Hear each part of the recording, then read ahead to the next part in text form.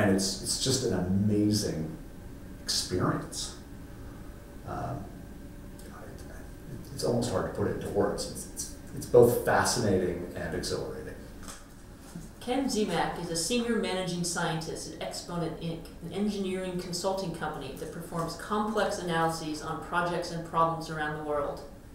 While consulting for the military in Iraq and Afghanistan, Ken decided it was time to start running to get back into shape. He started running through the desert, the machine yards, and the dust storms and never stopped.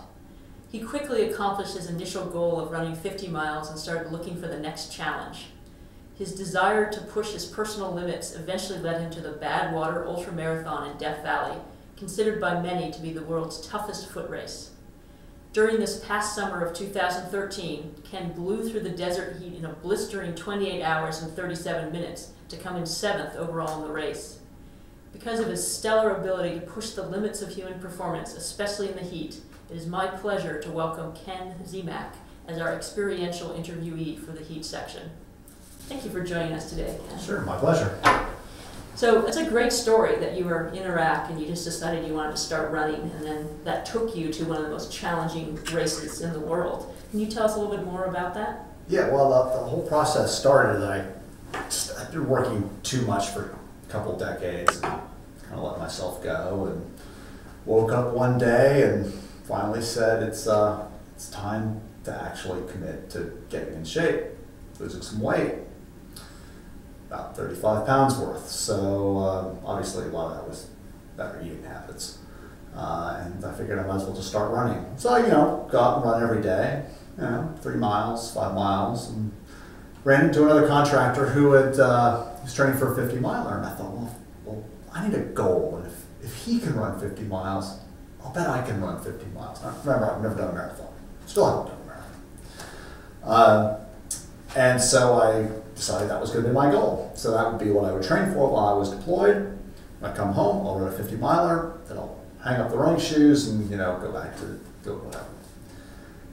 And came home, ran a 50 miler, but I kind of already knew what was going to happen, because while you're training for a 50 miler, you know that 100 milers exist. And the problem is if you finish 50 miles, then the real question is, well, could you have run 100 miles? So I ran a 100 miler. Fairly pedestrian 100 miler as far as they go, maybe 7,000 vertical of climbing and descent on it. As they go. And then the question became, well, okay, I can run 100 miles, but can I run a hard 100 miler? So I ran a hard 100 miler. And then, of course, all of this leads towards setting higher goals. And Badwater has both the reputation and really it provides the experience of something that is, shall we say, a little on the extreme side. Yeah, let's actually talk about the Badwater. So the Badwater Ultra covers 135 miles nonstop from Death Valley to Mount Whitney, California, in temperatures up to 130 degrees Fahrenheit, with a cumulative elevation gain of 13,000 feet. So that drew you. That just felt like the ultimate challenge for you? Yeah, you hear about it and it sounds crazy. And then I got a chance to actually pay somebody for it. So, there's the racers will have a support crew. And so I volunteered to be on somebody's support crew, this Italian guy who was coming over who needed some Americans to help him out. And that made it seem both all the more crazy and yet tangible. Watching somebody actually do it, it's an experience that it's very hard to explain, but it's very community oriented. It's a race, but it's not really a race like the way a triathlon is run. The top competitors are all talking with each other about their families and what's going on while they're racing. It's very friendly, competitive but friendly, and it's just an amazing experience. It's almost hard to put it into words. It's both fascinating and exhilarating. So you wanted to be a part of that and be drawn into that. Absolutely. And you've had that question, can I do it? Mm-hmm. People say, well, why would you do that? And I think the response is, well, why would you set a goal that you know you can make so that so you can pat yourself on the back and then you know, based on what? Why don't you instead set a goal that you don't know if you'll actually succeed, and maybe in the process of either succeeding or failing, you'll find something out about yourself that you wouldn't have if you hadn't had to push yourself so hard. So did you expect to do as well as you did? Because you came in 7th. Yeah. That's pretty impressive. Yeah. I mean, your place in these things is, excuse me, there's definitely a genetic backing to that. You know, some people will never be, you know, 2:30 marathoners, no matter how hard they train, but, you know, you can reach up to whatever your genetic potential is. And mine is, you know, I kind of know where I fall in the speed of running over long distances distribution. And, you know, I was figuring on a regular Badwater year, based on how people have finished in other races who've run Badwater, I'd be, you know, I could probably break 32 hours. And on a hot year, which this happened to be, which made it about 7 to 10 degrees hotter than your average Badwater year, I think the highest unrecorded, unofficial temperature was 125 during the day. In the shade, of course there was no shade where we were running. You add a couple hours. So by the time we got to the start, I was thinking, oh, God, if I can break 36 hours, I'll be happy. And I did it in a little over 28 and a half. And I still do not know how I did that.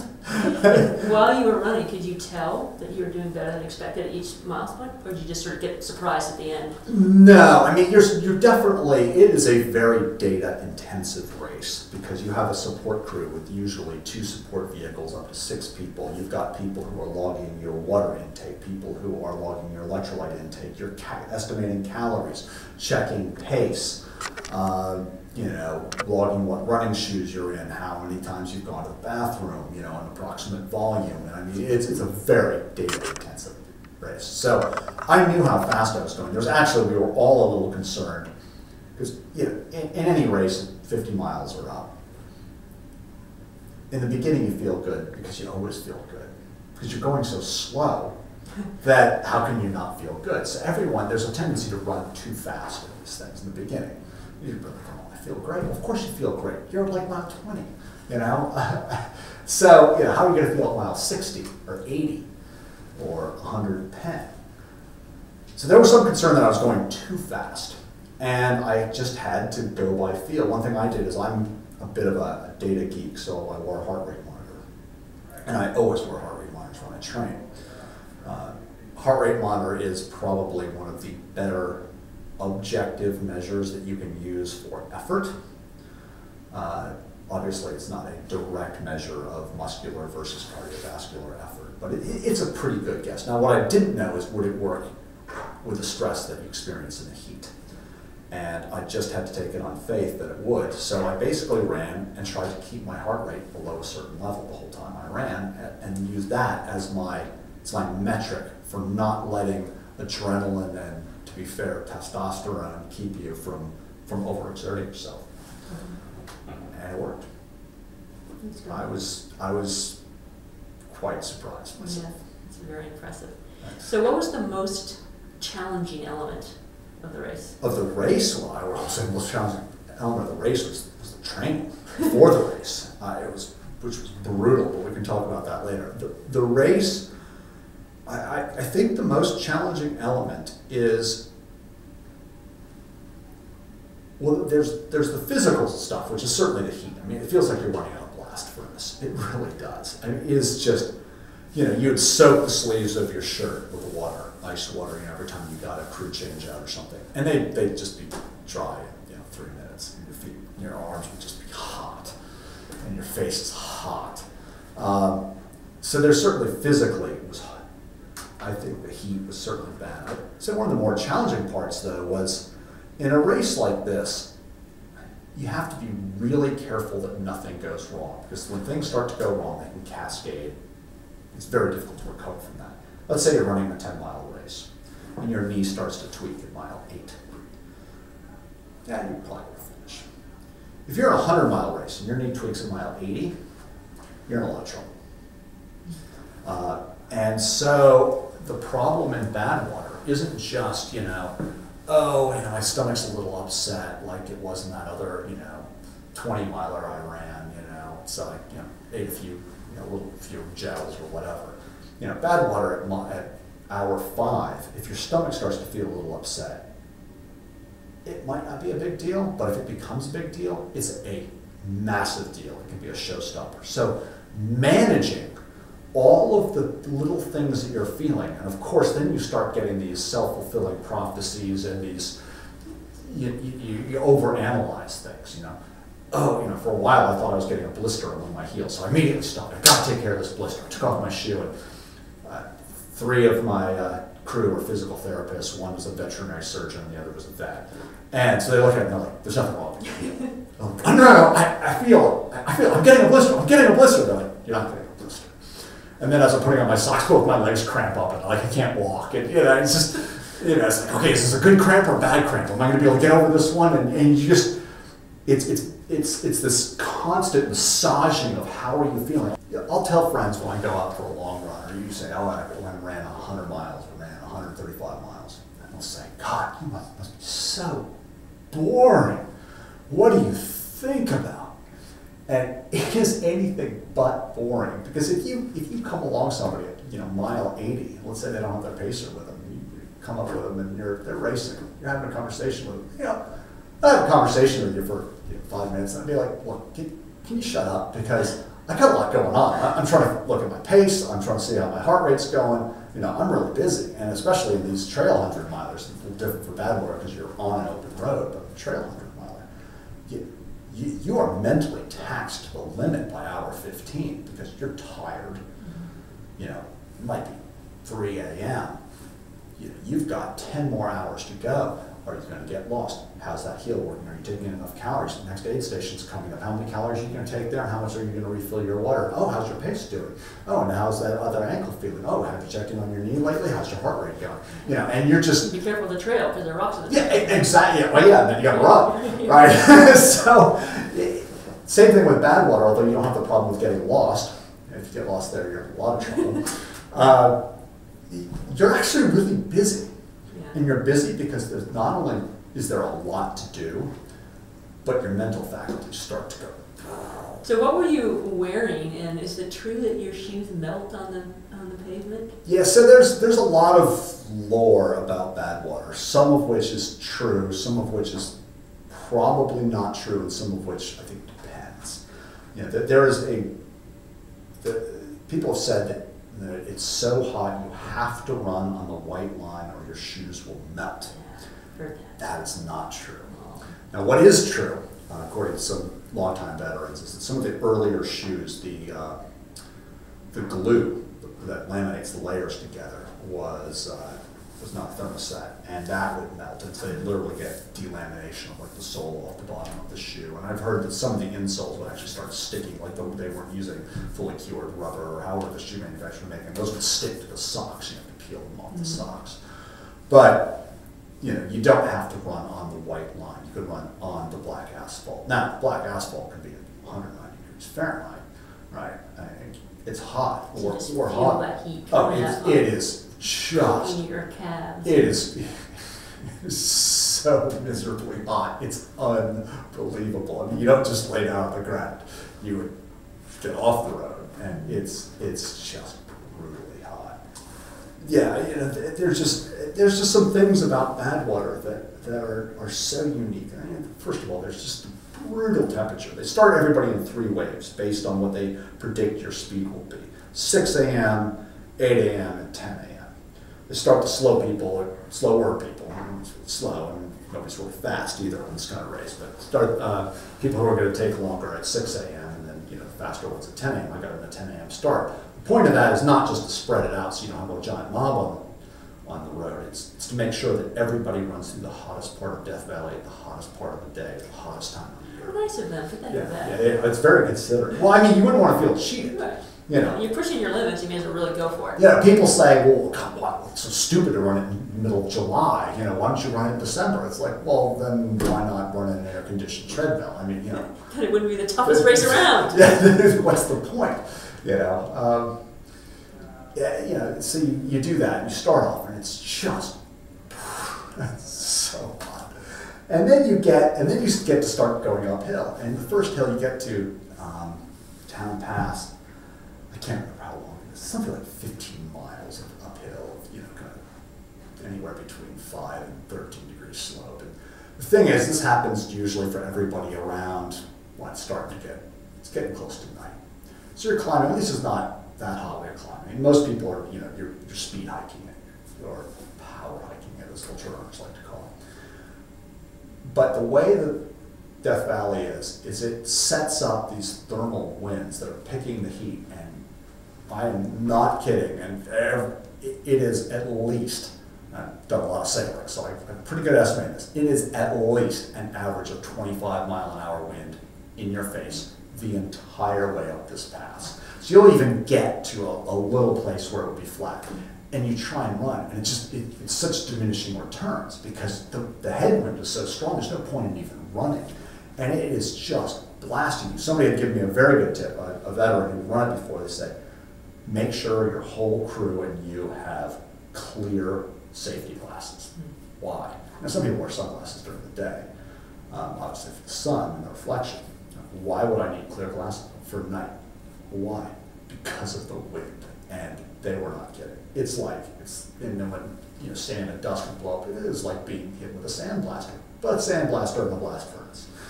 So it was just, and you go up and you'd be, passing somebody or somebody passing you, not very quickly, of course, and you just look at them and it's, you're like, I can't run. They're like, nobody can run. So what did you do for food and drink during the race for those 27 hours? So obviously you train some long hours and you've done a lot of races. Nobody gets to even enter this race. You can't even apply to the race unless you run at least 300 milers. That's the minimum qualifying standard. So everybody who's done this, who's towing the line, has run for at least 20, 24 hours before. So you kind of know how your stomach is probably going to handle food. There's a popular, a lot of people take these gels, which, it's an efficient form of energy. Well, they don't taste so bad.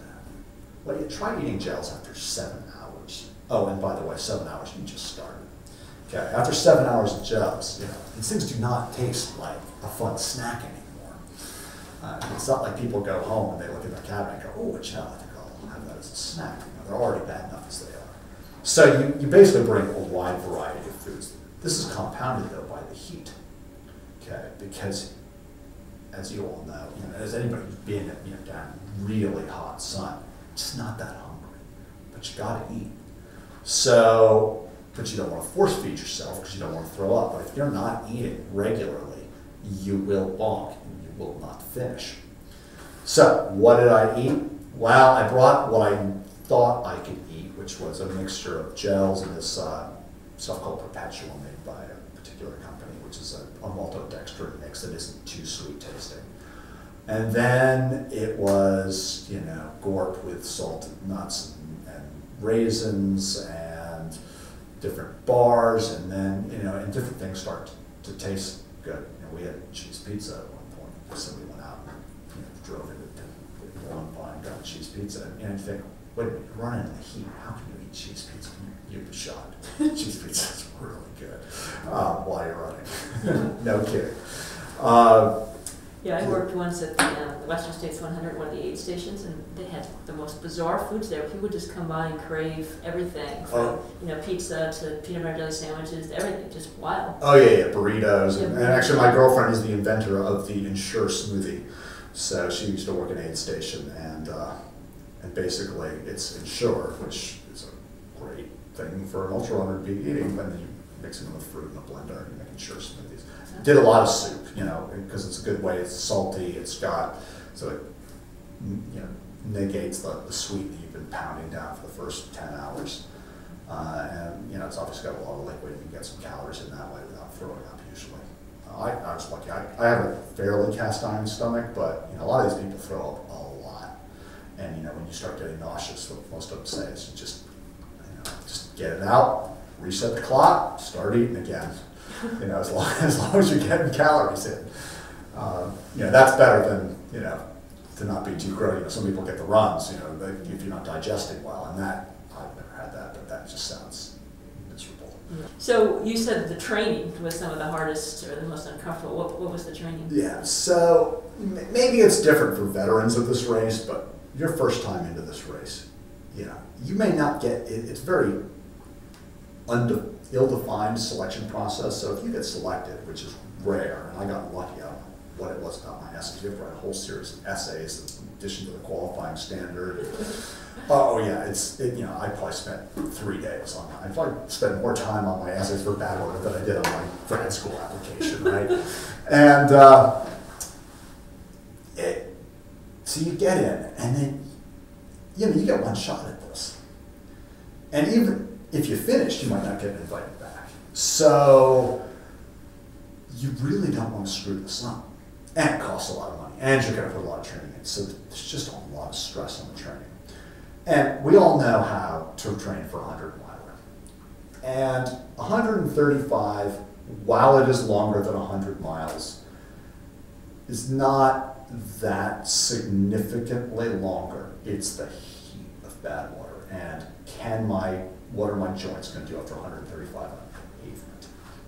Less stress on the ankles from not being on rough rocky trails. More stress from a repetitive, unchanging impact. So if you have one little tweak, it's going to get tweaked every single time. But it's the heat training is really what it's about. How are you going to perform in that kind of heat, especially if you live in the San Francisco Bay Area like I do, where there's just no heat training. People generally take two approaches to the heat training. Well, people have tried the third. The third is there's always an option of do nothing, right? That sounds like a bad idea. Yeah, that generally people have said does not work out very well. People finish that way, but they don't have a lot of fun. And fun in quotes, of course. So people take two general approaches, and a lot of this it's very open community. Everybody shares stuff, and some people have researched it, and people what works for them. It's also very anecdotal, though. The two methods are either active heat training or passive heat training. Active heat training is you put on a bunny suit or a Tyvek suit or a winter coat, a hat, gloves in the middle of the summer, and all your ski gear, and you go run. Or you get on a treadmill and put a dryer vent on you, or you put a treadmill in a sauna, or you put a stationary bike in a sauna. A lot of people do the hot yoga, although that's not very hot, so I'm not quite sure how that works, but it's not for battle water training. So, and that is probably, you could argue that is the best approach because you're actually training in that hot temperature. There's a different school of thought, which is the one that I bought into, which is, yes, that's probably better for your adaptation to heat, to be exercising in the heat, to better replicate what your body's going to be going through, both physically and mentally. But your training will suffer. So remember, you don't just have to survive in the heat. You actually have to run 135 miles. So you need to be able to get enough training in at a good enough pace with enough pounding and enough repetition to be able to run 135 miles irregardless of the heat. So this school of thought is separate your heat training from your regular training. Do your regular running in the morning or in the early evening. Do your heat training as passive training afterwards. What do I mean by passive training? I mean, you go in a sauna, and there's a guy actually up in Napa who's developed what he calls his protocol for passive heat training. And everyone just seems to follow this because he's finished bad water 10 times. Ran it in like 32 hours at age 70. I mean, that's crazy. So, because I'm not. And, well, I'm 44, it wasn't that bad. No, it's crazy. And so he has this protocol that's developed, and you start off easy. It's a 3-week protocol. You go into the sauna every single day, and it increases in time and it increases in temperature. You just keep upping the sauna temperature. It starts off. You look at it in the beginning, you're like, oh, it's going to be easy. It's like 140 Fahrenheit for 15 minutes. Whatever. I'm good at the heat. I spent time overseas. I've run, in Iraq. In the middle of the day. It could be 115 there, no problem. Who cares? I'm good at this. been a long time since I've been in Iraq, so getting the sun, I'm like, yeah, let's do 25 minutes. Oh, 140. Yeah, 5 minutes, no problem. 7 minutes, it's definitely hot. I'm starting to sweat, but clearly I basically haven't saturated, my body's ability to, I haven't reached that steady state of trying to get heat out and keep the core cool. And then around, 9 minutes, oh my God, I'm going to die. And I made it 15 minutes, and I maybe crawled out of there in 17 minutes. And I'm in a, joined the gym to get access to a sauna. And I get up, I just lay down on the bathroom floor of the men's bathroom. And no fewer than like 3 people walk by. Sir, are you okay? Yeah, I'm fine. It's just in the sauna. Don't worry. They're like, should we call somebody? Of course, this happens every night for the next month. So last question. So what take-home message do you want to give to our students who are watching this? And maybe you just gave it. But Well, I don't know. I would give, two take-home messages. It's going to be lengthy. But the first one that I found very interesting with the heat, and I'm sure you'll talk about this in the class from a technical standpoint. Doing the heat training before the race, I noticed that I was just running faster, like just day to day. Same heart rate, wearing a heart rate monitor, same effort. I was just faster. And I guess that's the plasma volume. And just granted, the heat training was awful, so hard. But time-wise, an hour a day, about a little bit of laying on the couch afterwards, moaning softly to myself. But, the heat training, while miserable, was fairly short, and I saw massive improvements in my running. Way more than an extra hour of running would have helped me, or weight training, or really anything. So one is sort of an athletic takeaway, which is I question why more people in any athletic pursuit do not make heat training a part of their training. Because for 1 hour a day, which is a lot of time, but the benefits massively outweigh an extra hour of training in whatever your sport is. The question, of course, then is where is the point of declining benefit, and then how often do you have to go once you've reached that plateau to keep at that plateau? Do you need to go sit in the sauna once a week, twice a week, 3 times a week, once a month? What does it take to prod your physiological system to keep that adaptive response? I don't know, but the person who figures that out is going to figure out the least time method for optimizing physical performance in a whole host of sports, and I think there's some serious untapped potential there. There's a research project. So, the second thing. You heard it here first. You heard it here. I'm patenting it. It's in Silicon Valley. So the second thing is, I would say, I'm going to kind of touch on this in the beginning, and it's got nothing to do with running or whatever it is, or getting a degree, or, I think as you're learning in this course, as your students are learning in this course, the human body is an amazing machine, and its adaptive process to any number of environments, except maybe cold, but you can argue with me, is phenomenal how much your body will change to stimulus response. Remember, the stimulus isn't what makes you stronger, it's the stimulus recovery response. You got to recover to go weight train, you're actually weaker, you got to wait, and then you're stronger. It's that response though. So you're learning in this class that the human body has a phenomenal amount of potential, and it also works best intellectually, physically, when it is stressed with a stress and a response, as long as that stress isn't exceeding the adaptation rate. I think that people today in the world, we've lost the ability to set goals that are hard enough to maximize that adaptive response. And I think we're cheating ourselves in terms of, regardless of what it is. People say, oh my God, you ran 135 miles, that's crazy. Well, is it crazy? I mean, I don't remember what the number is, but it was only a couple of decades ago. Women weren't allowed to race in most marathons because they were physically incapable to run a marathon. I mean, are you freaking kidding me? I mean, this is practically, well, old, but this is like my lifetime practically. Women couldn't compete in like Olympic marathon. There was no women's Olympic marathon because women were too weak. Well, we all know that's ridiculous. Women run 135 miles as well as a guy. Okay, so clearly society's view of what's normal is probably a little too conservative, and so my takeaway message would be, A, you probably need to set harder goals for yourself. Realistic goals in terms of, don't say, oh, I'm going to run, 100 miles tomorrow. No, you try, you probably do it once, get hurt, but you need to set harder. I think we can set a lot harder goals, regardless of what it is. And then the second part of it is there is something to be said once you understand what it is that you're reaching for, whether it's in science or whether it's in humanities or doing good worldwide or in some physical pursuit. Set a goal that you don't know you can actually succeed at, and fail. You might learn something. That's a great place to end. Or maybe succeed. Maybe. Don't know yet. You haven't aired it yet.